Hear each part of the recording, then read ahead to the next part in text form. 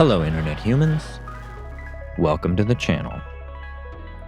Despite having this being like the third Star Wars video and the only videos I've posted, I should probably mention that this is not a it wasn't supposed to be a Star Wars channel. It's not going to be, but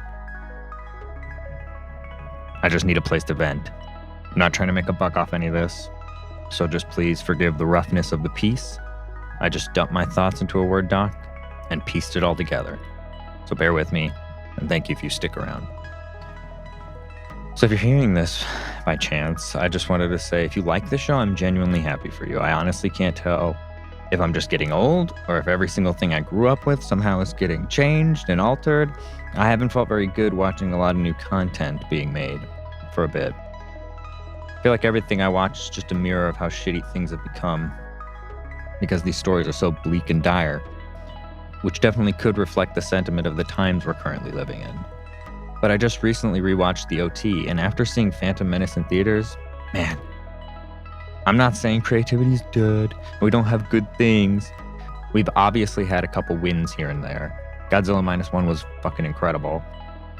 And I thought Maxine was fun. It was like a fun ride, but I enjoyed Pearl more. So if there's something that people enjoy, I'm actually happy for that, at the very least. My personal opinion is that Hollywood has always sucked and has been gross, and the biz of show is cutthroat, and a lot of the people we used to admire are fucking horrendous people who shivved anyone they had a chance to. So I don't want this channel to be like all about how stupid fans are, when in reality this is like Hollywood falling apart in front of our eyes. Which brings us to Star Wars. I personally kind of checked out of Star Wars a little bit after season 2 Mando, because I don't know if it's a hot take or whatever, but I actually didn't think it was as effective as it could have been. A lot of that impact was a direct result of how I perceived the treatment of Luke. Now, in full disclosure, I hated The Last Jedi, and not for lack of trying. I went and saw it at least twice, if I remember correctly, and it was interesting. I just kept leaving scratching my head. Between the Marvel-type humor and the subversions that subverted the subversion, I really just couldn't get into it. And to be 100% clear, I grew up with both the OT and the PT, but I was a literal child when the PT came out. So all I cared about was Darth Maul and Anakin. And that was mainly because I fucking loved Darth Vader. So my issues with Luke's portrayal were less about the icon being torn down, but more about the uproar it caused and how little Lucasfilms seemed to give a shit.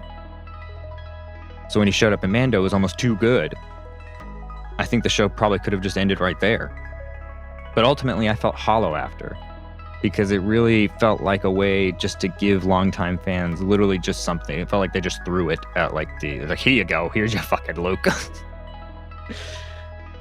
And he also felt like a different Luke to me, which actually probably could work if you liked The Last Jedi, as we were beginning to see the loss of his endless well of hope. He's now harder and more serious. I don't know. I really liked Mando Season 1, even with its problems. But once Season 3 rolled in, we had the fucking Boba Fett show that was weird as shit, and then we had the shining gem that is the Obi-Wan series. Andor was cool. I actually did think Andor was cool.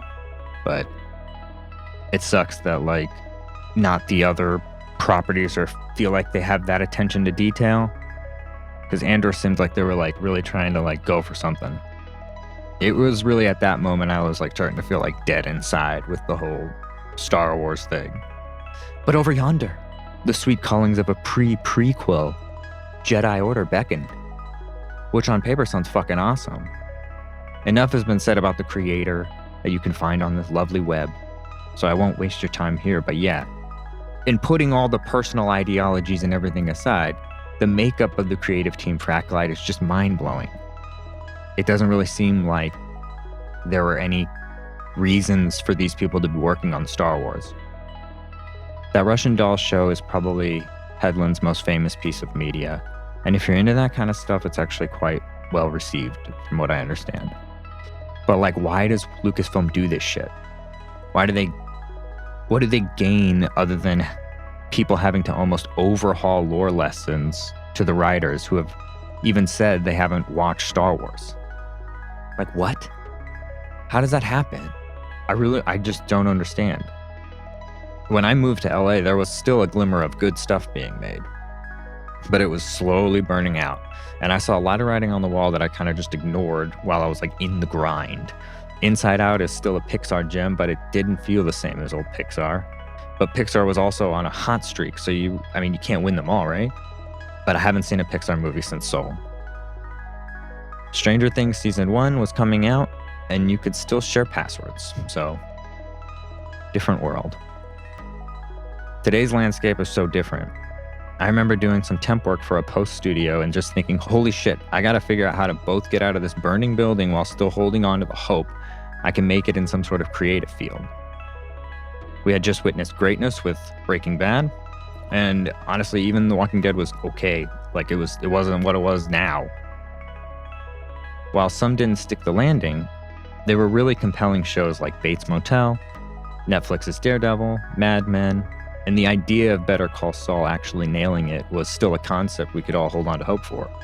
Weird movies like Chappie and Ex Machina and Crimson Peak were still things a studio would gamble hard with. Then I don't know. It's like 2016 rolled around and I don't know, I guess something happened. But since then, I've become very apolitical. And I would say even in my most political of heydays, unless I was watching like an Adam McKay movie, I didn't want fucking American politics in my shit. Like, I appreciate a lot, more so, the Dr. Strangelove and Team America's approach to talk about these subjects. And since I was a child post 9/11, there was like,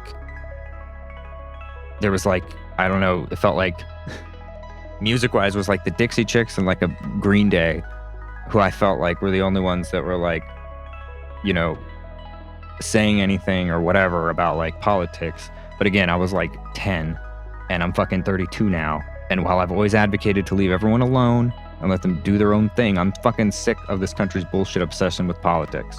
It has almost tainted everything and divided all of us. Like, it's actually tearing like families apart and bullshit like that. So now cut to the Acolyte. I just think peak Hollywood delusion is when like creative people are making something creatively uninspiring, yet they still insist on its own relevance and importance. And quite honestly, I wasn't even gonna make an Acolyte. I didn't want to do this whole thing. But good Lord, I just think if you've lost Grace Randolph, well then you've lost your targeted audience.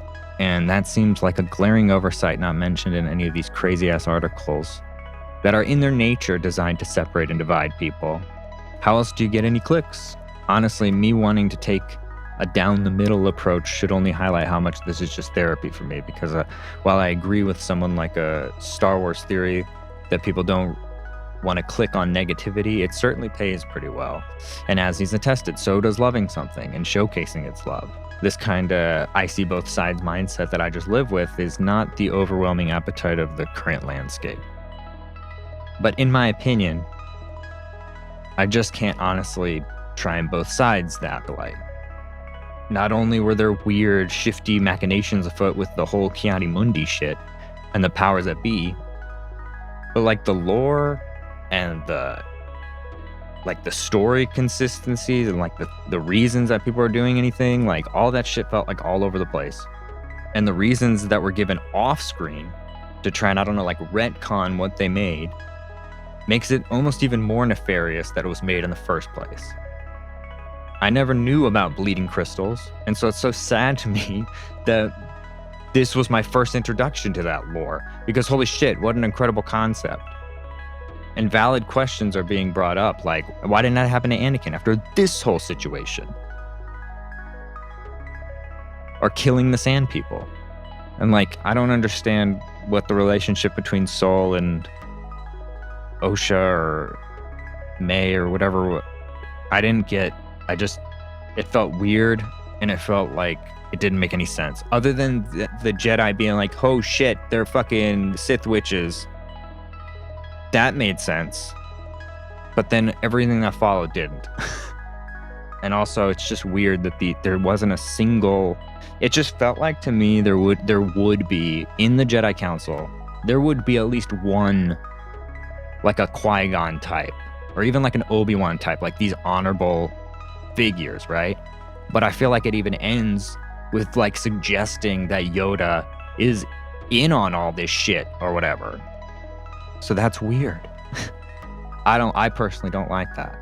And I don't know like enough of the nuances of the Force to go in. I just don't feel good about this Yoda stuff. And so the problem I have like with like especially like the Jedi Order in this and like the shit, like all the political stuff.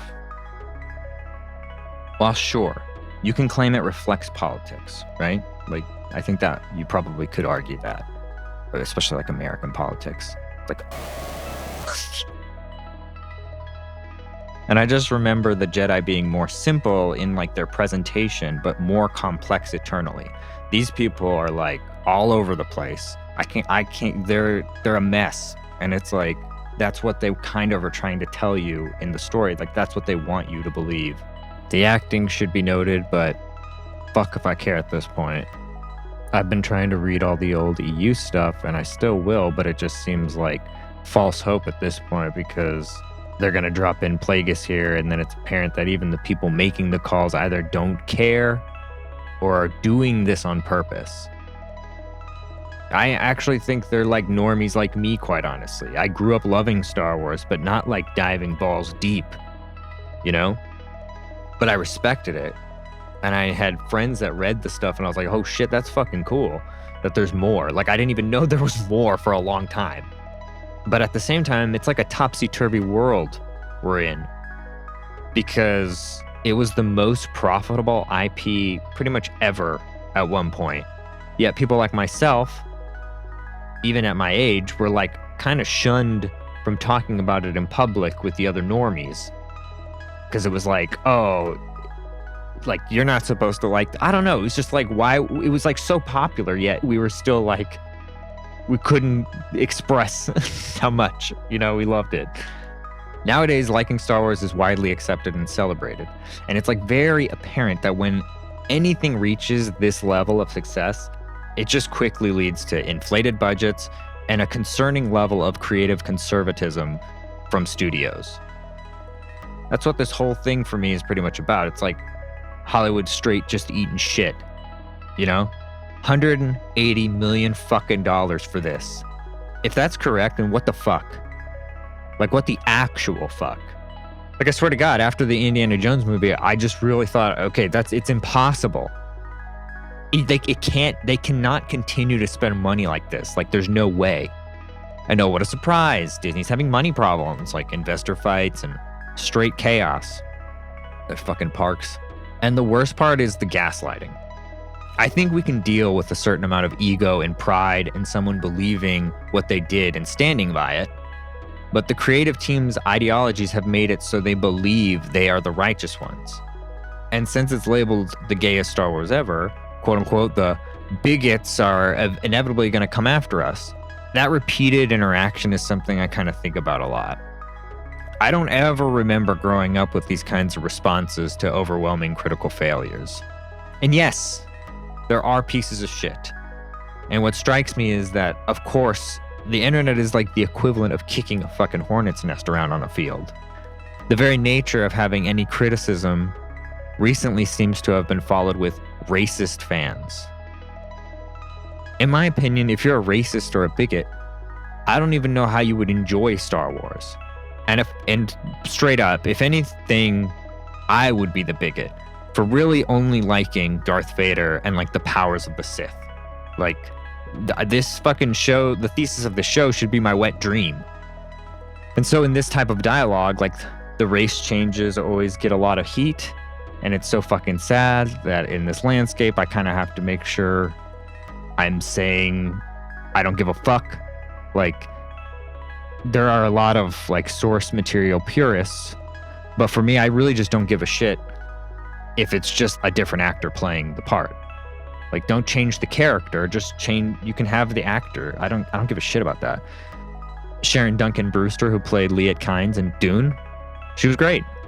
Hailey Bailey as Little Mermaid, get it, queen. Samuel L. Jackson as Nick Fury. Zendaya as Chani, sure. And I also think she was a very good MJ in No Way Home too. And while you could argue Miles Morales is a different Spider-Man and not Peter Parker, I just don't care. I like the fucking story, which makes me give a shit about the characters. Because the characters have a purpose and a reason and everything makes sense. And sadly, I just believe that the race changes are more important to Hollywood than the minorities that they're claiming to be representing.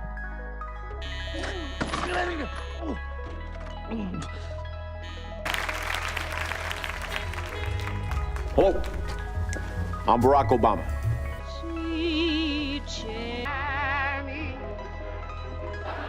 I've seen Who Wants to Be a Millionaire, and guess what? Not a lot of black. Well, you little black rascal, don't ever do that again. Yeah, they don't give a fuck about you. Or me. And so why the fuck is there a portion of our society so keen to eat and shovel the garbage that's being shit out of these streaming services? Like, what the fuck are you paying these streaming services for? And I'm not guilt-free from this. Basically, until last year when all this shit was collapsing, I kind of had them all at various times, if not sometimes all the time. Because I thought I'd be missing something fun or meaningful, or just to try and give myself a goddamn hour or a half hour of escapism because of how fucking grueling my own goddamn existence has become, working for like literal pieces of shit all along the way. Maybe I can come home and just be with myself and trust people making this shit actually give a shit about what they're making. And for a minute, it did feel like we actually had that in different times and stuff like that. But now I just feel like every ounce of optimism or good faith I had in not just Hollywood, but like anything now is fucking gone, demolished. And maybe it's just because I'm old. Ugh. But everything is stupid expensive now. So I totally understand why not wanting to spend over like $100 for a family just to get into the movies. But I also think the decline in quality and originality is mirrored by the recorded drop of moviegoers. Streaming services and the oversaturation of like formulaic blockbuster movies, films, whatever you want to call them, have driven so many people away from like the traditional movie-going experience. However, Avatar: Way of Water made its money in record time, and no doubt Deadpool and Wolverine will kill it this summer. So that further highlights that people they want to go, but you're not giving them a reason to. And against my better judgment, I'm foolishly optimistic in people. Humans piss me off more than anything in the world, and yet I still think we can do better and hope for a brighter future. And I just think with this whole streaming age and streaming model, the Acolyte is like the fucking nail in the coffin for me. If these other studios ignore what's going on with Disney, we'll never get anything as iconic as having Titanic, Good Will Hunting, and LA Confidential as Academy nominees altogether. Which, by the way, was the same year as Saving Private Ryan, Rush Hour, The Waterboy, A Bug's Life, Blade, Mulan, The Parent Trap, The Man in the Iron Mask, The Prince of Egypt, which I'm not religious, but if you haven't seen as an adult, holy shit, go watch it now. Small Soldiers, Jackie Brown, The Big Lebowski, Babe, Dark City, An American Werewolf in Paris, American History X, and Buffalo 66. I mean, like, that's just, there's more.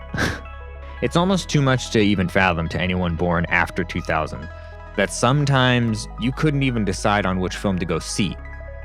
Today, I'm lucky if there's two films I can't decide between, and that's really not even happening anymore. And 1997 and 99 were pretty much also full spectrum with their releases. And this decline has even been a topic amongst the filmmakers themselves, who question, what is a film today? And at the time, I just didn't think of anything of it, where Scorsese was likening the CGI porn fest to roller coasters. And it's just about the closest comparison you can call them to movies without actually calling them shit, because they were very entertaining. And we could all do an entire MCU breakdown of how that stopped being meaningful as it just became kind of like a very trite, repetitive story structure with muddy CGI pretty much every time. So here I am, pretty late into this game because I just kind of checked out. But I really can't stay checked out anymore. I watched Acolyte and I really want my time back. I knew going into it, honestly, that I was like, okay, here we go. Like, I'm hoping, but like, I didn't think it was going to be good. I was just like, I hope I don't hate every second of this. And I feel like fucking screaming into a mic is almost like my last hope for myself to keep my sanity in all this mess while navigating like the very real circumstances of my current life.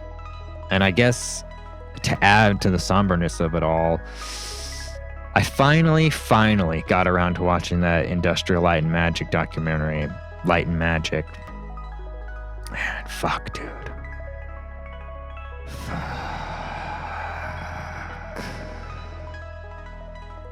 There's a lot to critique just in general about how work used to be, not just treated, but also completely siphoned from its workers. And all of us citizens are just matrix batteries for this absolutely abhorrent misuse of our tax dollars in every fucking way, shape, and form. But sadly, the pressure and coal, as per that kind of life, for better or for worse, it did create greatness. The original ILM team sounded not just grueling, but also very prescient in its fragility. They were just misfits who wanted to do VFX in a world where VFX wasn't king yet.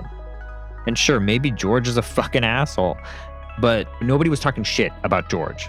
I haven't heard anybody talk shit other than the fans. Like, we talk shit about George, but I haven't heard anybody that he's worked for or anything like that be like, have any kind of and I could be ignorant. I probably just don't know. But everything that I saw from the people who worked for him, it really just felt like he was a good boss. There's a book called Creativity Inc., and there's a quote which I highly suggest anyone who wants to do creative work should read. Because in that book, Edwin Catmull, the former president of Pixar, stated, "Mistakes aren't a necessary evil. They aren't evil at all. They are an inevitable consequence of doing something new, and as such should be seen as valuable. Without them, we'd have no originality. You wouldn't say to someone, learn to play the guitar. You better really think hard about where you put your fingers on the guitar neck before you strum, because you only get one strum, and that's it. And if you get that wrong, we're going to move on." That's no way to learn, is it? If you aren't experiencing failure, then you're making a far worse mistake. You're being driven by the desire to avoid it. Trusting others doesn't mean that they won't make mistakes. It means that if they do, or you do, you trust that they will act to help solve it. Management's job is not to prevent risk, but to build the ability to recover. And when the Toy Story 2 master assets were getting erased before their very eyes, it was noted that the very first thing said was not, "Okay, who needs to be punished for this?" It was, "How the fuck can we fix this? And we need all hands on deck now." That pressure cooker, combined with a much needed dose of empathy that we're all just fucking humans trying our best, is what's missing, I think, from a lot of the modern stuff, but particularly Lucasfilm. These stories feel like exact opposite. The creative efforts behind the magic are all risk assessing themselves into bankruptcy. And more so, these new productions don't even feel like a team. It feels like a bunch of different moving parts trying to cram and piece themselves together. I just couldn't help but see how excited and truly passionate the team used to be. And today it's hard to blame ILM, because Lucasfilm was the breeding ground for Pro Tools, Photoshop, and even fucking Pixar. They were forced to evolve with the evolving market. And while people like Spielberg, Lucas, and Cameron truly changed the landscape, it did come at a cost. A probably inevitable cost. Like, it was gonna happen. But I did find it ironic that all the CGI pioneers now basically say CGI isn't an impressive tool anymore. Which is correct. So then what's the draw, right? What would make people return to movies? The level of effects is so high right now that the only limitation is basically money and imagination. It's almost like we've come full circle. We now have to be telling a damn good story with good characters, and the effects are more of a given. You can no longer earn somebody's sense of satisfaction just because you dazzled them visually. I really believe that effects need to service the story. When the effects become the story, we've lost our way. The story is still the story, is still the story, is still the story. Whether you write it in pencil or you write it in ink, it's the same story.